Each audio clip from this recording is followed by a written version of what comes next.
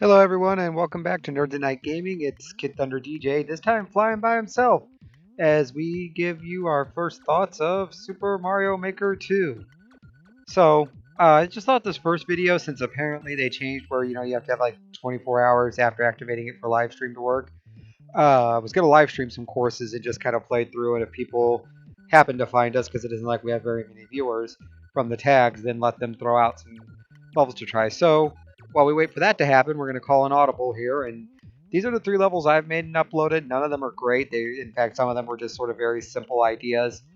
So I'll go ahead and play them just to give you an idea of sort of my first thoughts, because picked the game up Friday night and played it till I about passed out. And so some of the interesting things they've changed in this version is that instead of just 100 Mario levels, which they still have, they've actually framed it around a story mechanic of rebuilding Princess Peach's castle. Oh,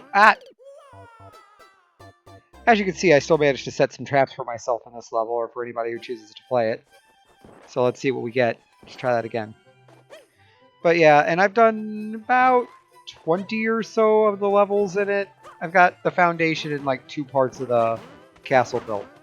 And it's pretty good. The levels seem a little less aggravative than they were in the first Mario Maker, so maybe it's just better things. Now, I'll show you what I did here. I did like this idea of the clear pipe, but one thing I hate is, even if you put, and I'll go back through it again so you can see, even if you put that spike thing right up against it, it won't. You'll just turn around and come back. I was kind of hoping you could make an instant death trap without it just being something as lazy as going down to the level below, or going down to dead space. All right, here we go. Oh, oh. I noticed a lot of things that should kill you in this game don't. I don't know if it's just because I picked this skin or what, but that should have killed me. Oh, and I died. But you can see we're already at the end here, so this wasn't a very... this was my first level I played to just try to upload something I knew I could beat fairly quickly. And of course it's Mario 3D Land, so... which is the new skin type. So no Mario 2 yet. I don't know if they're going to release that later, or release at least... even if they don't release the world mechanics, it would be nice if they released some of the characters. Like, it'd be cool to see like a Mario 3 version of Shy Guys or of Birdo. Ah, yes, conveyor belts.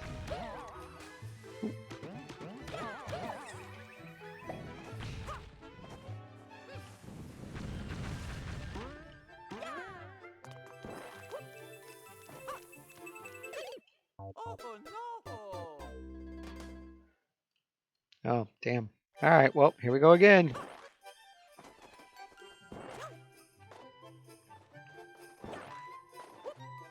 Now, I don't have any kind of fancy setup that lets me play my Switch connected to TV off of a dock. I'm sure either aftermarket or hell, for all I know, probably even Nintendo official cables like that exist.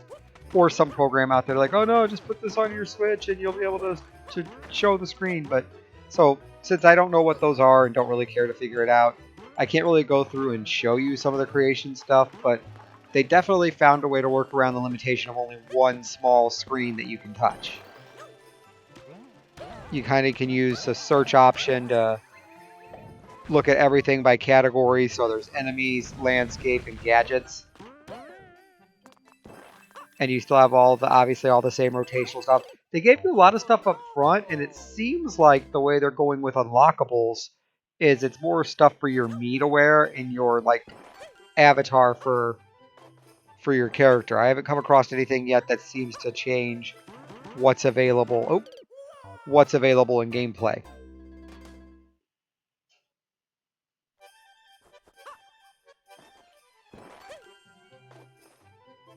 Alright, this is getting ridiculous. If I can't beat it this time, I'll show you some of the other level concepts I did. But obviously, in addition to the new spike types and...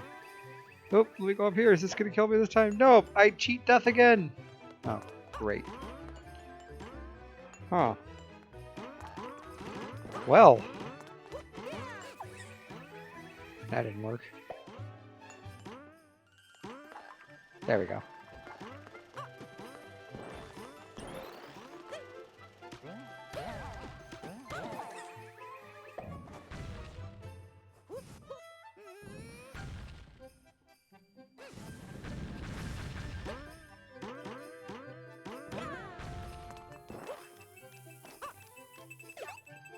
There we go. Haha! All right.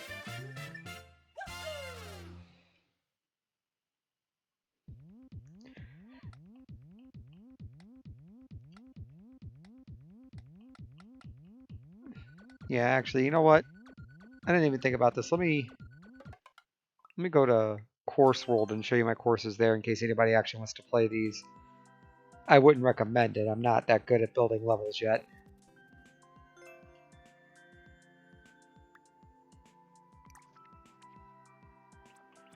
The one I just played, Simple Run.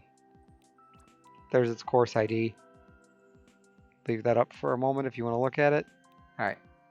So this is actually one of way back in the day I made called Around the Bend, and it's actually already been liked once, and nobody's beaten it yet but me. But that's fine. I always like building levels. Like I always inadvertently build trolling levels because I try to build levels around a concept of timing being key, but also nesting in little. Obviously, that didn't happen there, but nesting in little ways to cheat my own system.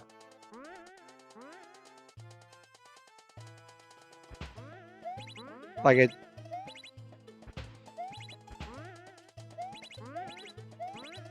your goal really for this part should be to get on top of one of the trampolines going to the right, because it won't disappear at the end like the snake trail will, and B, it moves a little faster if you're trying to get ahead of potential enemies on the screen.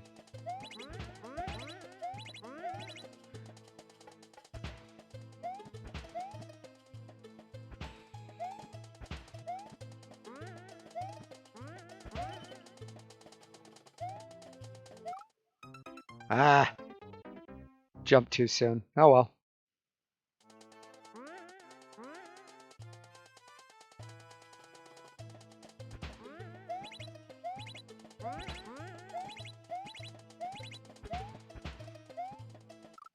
Damn it.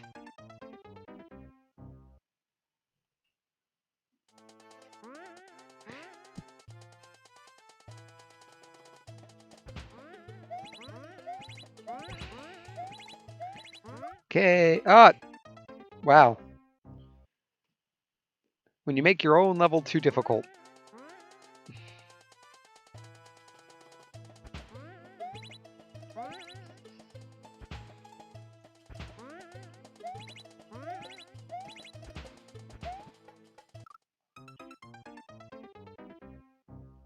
As you can see, where I die is where a lot of people die, because you come off that treadmill so fast, and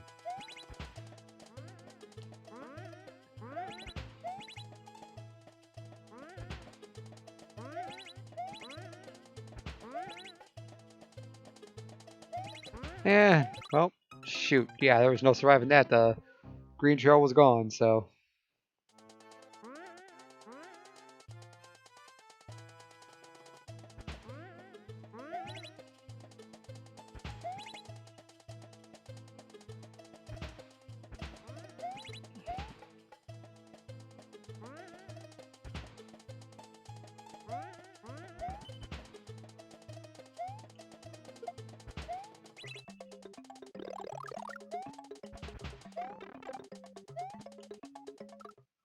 Dang it. Okay, I got greedy there and tried to run too fast. I should have just slowed down and waited. I also unintentionally built this level to never really let you stay Big Mario for long. I threw all the mushrooms around to kind of, how my thought was when I envisioned this level was people would be Big Mario most of the way through it, until I realized I really didn't, pull that off well.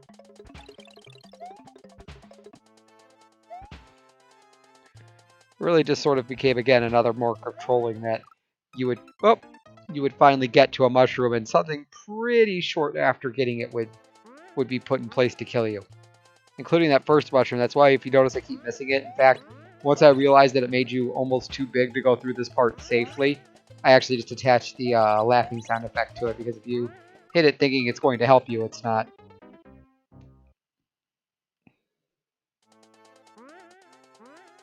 Oh my god, save me from my own bad level. Alright, this is the last time. Okay. Last time. That was the last time, so. Oh, man.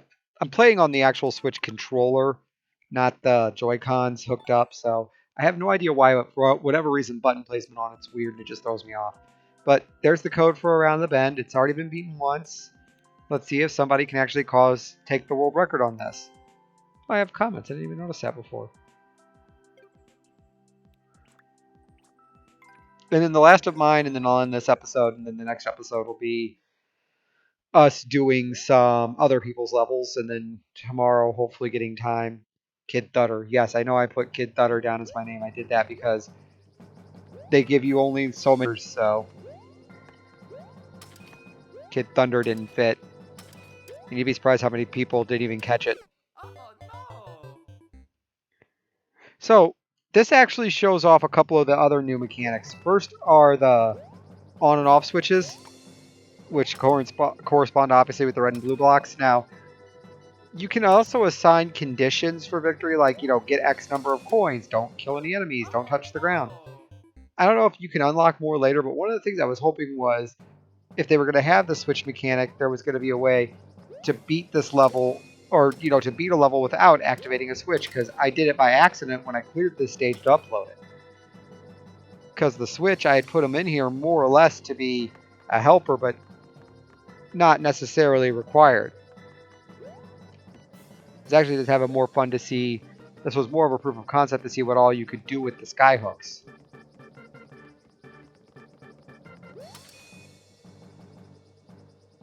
I like how they smile when they have you. It's like, I won this, Mario. He's fine.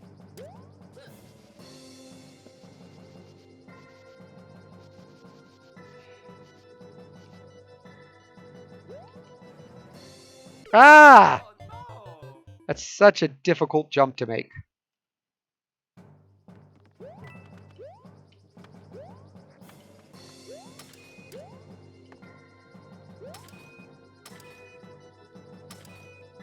Later, suckers.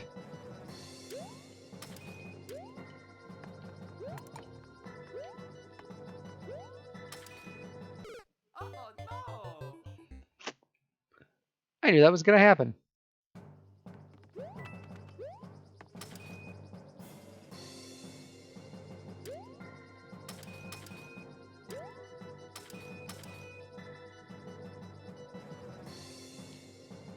Yeah, I'm going to definitely see. I keep going to dead air, and I'm sorry. I'm trying to actually focus on beating my god-forsakenly bad level.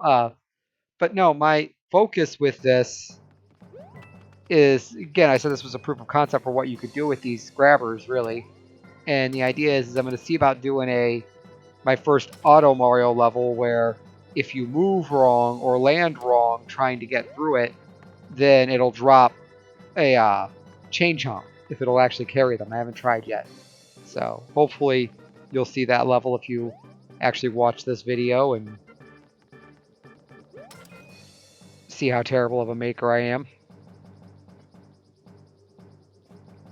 I'm also not one of those people who spend like a week designing and like prefabbing a level. If I can't throw something semi-playable together in a few minutes, it isn't worth my time, because,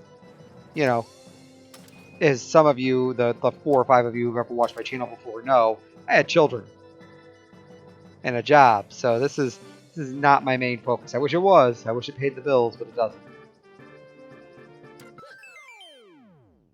Yeah, I beat one of my own stages. Alright, so that's the end of this first episode, and wow, actually shook out pretty good for time. And like I said, this is just sort of an idea and first thoughts. It's good. I will admit, because they have such a limitation of screen space to work with while you're building, it can get a little weird or cumbersome trying to do some of the more finite setups. But nah, all in all, it's definitely worth. It's definitely an improvement over the last game, and it's definitely worth giving a try. So we're gonna go ahead and end this episode for Nerds of Night Gaming. I'm Kid Thunder DJ, and we'll see you next time.